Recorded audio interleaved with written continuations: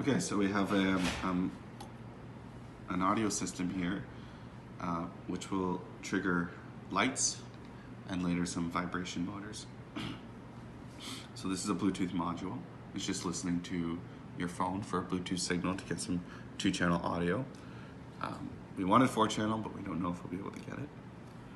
Hooked up to the Arduino is a sound impact sensor, which is calibrated to pick up lightning as the decibel threshold.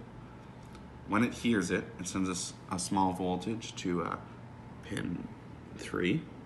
And then once the Arduino reads a voltage on pin 3, it sends a voltage over to pin 4, which triggers this solenoid, which trips the lights.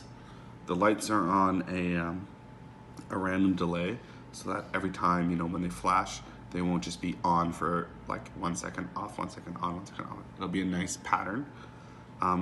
Once the vibration motors arrive, we'll hook them up to the second relay, and I think that's it. Oh, you wanna?